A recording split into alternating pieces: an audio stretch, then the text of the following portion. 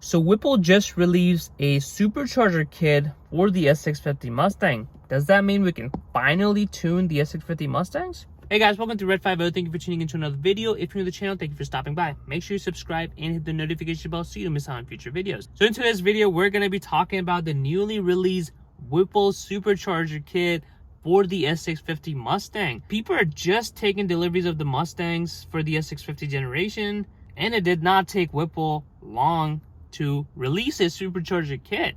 Now obviously when the S650 were first launched, the biggest holdup between the S550 and the S650 was you're not going to be able to tune the Mustang, because the S650, Ford has said the ECU is going to be locked, similar to the C8 Corvettes and even the Toyota Supras. So since Whipple just recently released the supercharger kit, does that mean we can finally tune the S650 Mustang? So while Ford did say the ECU is going to be locked for the S650 Mustang, it is partnering up with certain manufacturers, Whipple being one of them, and you've got Roush and some other manufacturers as well that are basically allowed access to the ECU to be able to tune the Mustangs. Now, that is a good thing and a bad thing, because you can tune the Mustangs in a way. So Whipple kit is promising about 680 to 700 horsepower for the 2024 Mustang, which is pretty impressive at the wheels.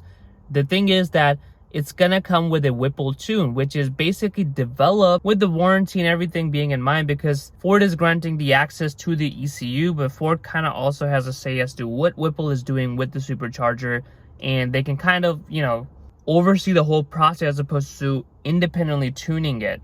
Now, this is nothing new. The current Whipple kit and some other superchargers as well, they come with their own tune, so you can basically plug and play. Like, you install the supercharger, you install their own supply tune, and you're good to go. The problem with it is that those tunes tend to be very conservative compared to an aftermarket tune from, one of the bigger tuning companies out there, because those tuners are trying to push the limits, so they're able to kind of squeeze a little bit more power, and they're just going to get your car running right, as opposed to a manufacturer that is making the superchargers. They're going to want to be conservative because they don't want to deal with the warranty claims. So with the Whipple, basically what's happening is Ford is saying, here's the ECU, here's how you can access the ECU. You can come up with the tune.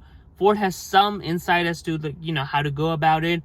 Whipple is developing their own tunes. The Ford probably doesn't have much involvement in it, but still has to go through all the certification process, and they can come up with a crazy tune or tune for E85. Like a lot of people on the S550 platforms are tuning their superchargers basically on E85, making mid 700s to low 800s easily with the E85. The Whipple can tune is going to be with basically 91, 93 octane. You cannot use E85 or be able to kind of push the car, because think about it from Whipple's perspective. If they give you a very powerful tune that you're able to push your car out, if something breaks, you're going to call Whipple. You're going to have to deal with the warranty. So Whipple does not want any of that. So they're going to give you the tune. They're going to give you the benefit of the supercharger. Obviously, they're not going to nerf it, but it's going to be a conservative tune, and that's no fun. And that, I feel like, has been my holdup too with switching to the S650 platform, because I have just started modifying the car, and I'm going to be tuning the car pretty soon. So I don't want to commit to a new platform and not be able to tune it, because you can do all the other parts are kind of transferring over, with the exception of the cold air intake, obviously, but you can get the exhaust, the lowering springs, everything from the S550 pretty much transfer over the S650 Mustang, which in my opinion is pretty good news.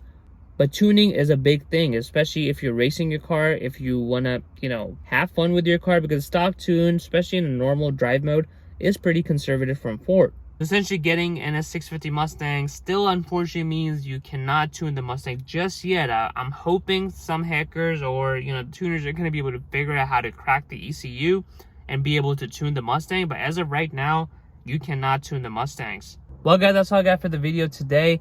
Comment below, what do you think about the tuning ability of the S650 Mustangs? And of course, subscribe to Red 50 for more videos.